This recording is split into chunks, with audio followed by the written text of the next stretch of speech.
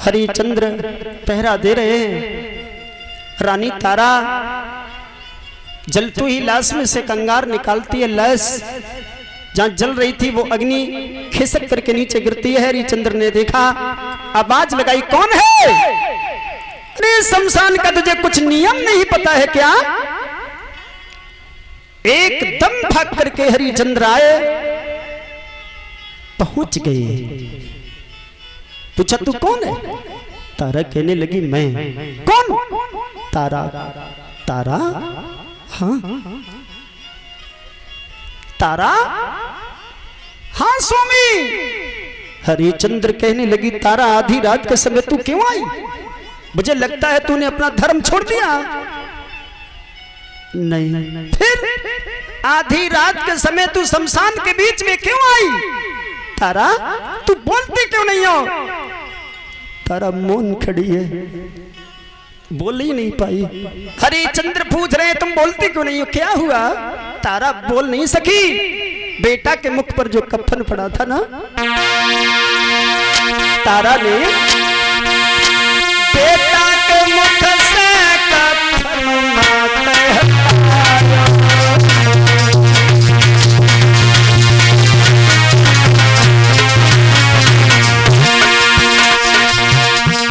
तारा ने कुछ नहीं बोला, कुछ नहीं बोला। बेटा के मुख से कफन हटा दिया।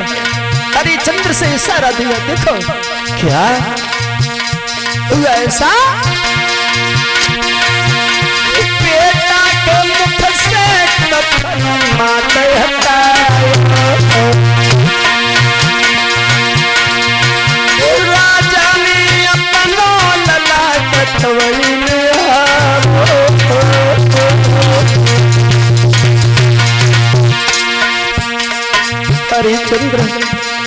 हरिचंद्र ने रोहित को देखा, होश उड़ गई, होश उड़ गए। एकदम तारा की तरफ देखा, बच्चे की लहस पर गिर गए। हरिचंद्र फूट फूट करके रोने लगे। तारा से बोले, तारा तारा महाराजा भूपति घर आई लगी।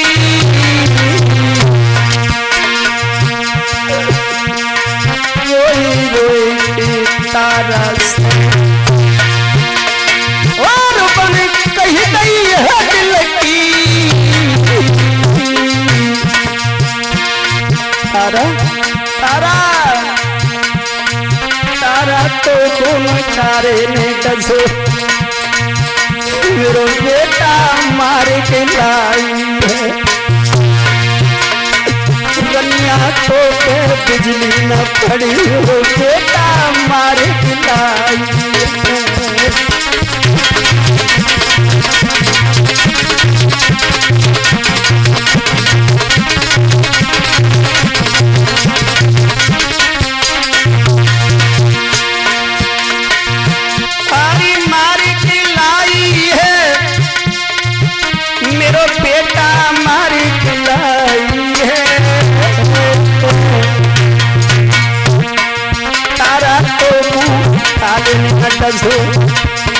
बेटा मारे लाई है। रानी को बिजली पड़ी, बेटा मारे लाई है।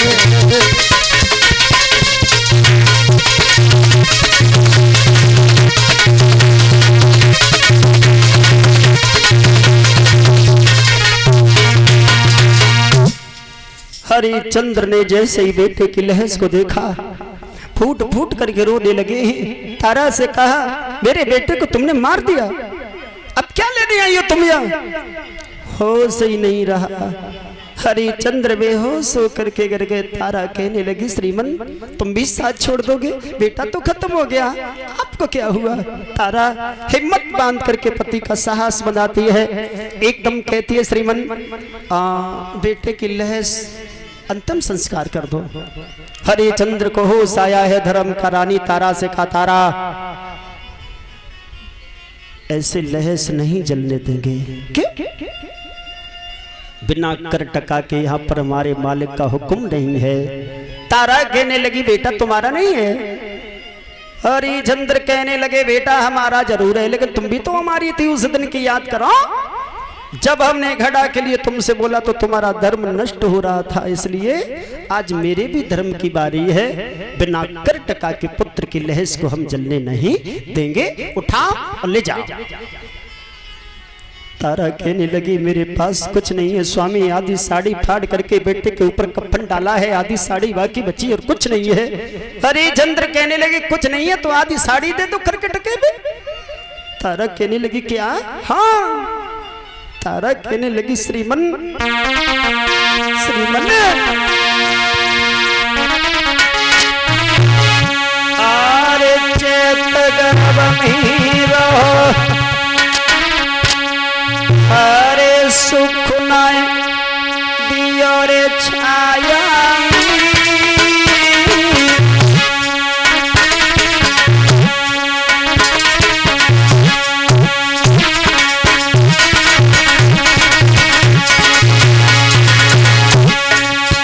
तारा बोली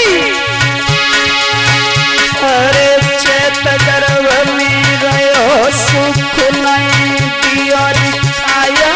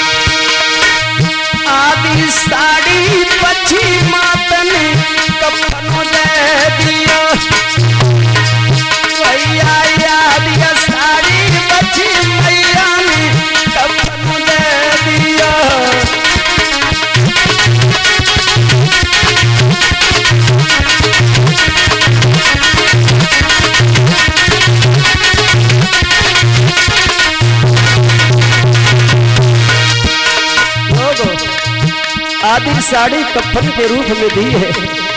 मैया तारा पति से कह के चली आई, आधी रात का समय था। विश्वामित्र महात्मा ने इधर 4 बालकों को लिया और मायावी बच्चों को काट के चौराहे पर डाल दिया। काशी में आवाज कर दी कि डायन आ गई है, अपने बच्चे के वियोग में दूसरे के बच्चों को खा जाती है। आहा, ये आवाज तारा के कानों में पहुंची, सारे नगर में शोर हुआ। तारा अपने प्राण बचाने के लिए आहा, अरे पार कर्म में लिखी सती के मठ में घुसी आई। भाई शमशान से थोड़ी दूर सती भवानी का मंदिर था। तारा को छिपने की कहीं जगह नहीं मिली, मंदिर में घुस गई। अरे पार कर्म में लिखी भवानी के मंदिर घुसी आई। जाए दुख में आई गई, नींद सोई गई, विपता की रे मारी।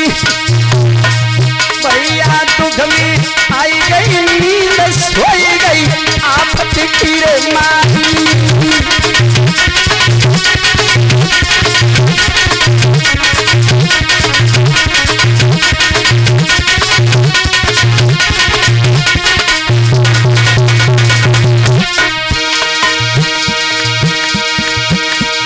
अरे भवानी स्वप्न दियो भाई तू धीरज धरिए लली कट पता सवरी कटी जाई। धीरज धरियो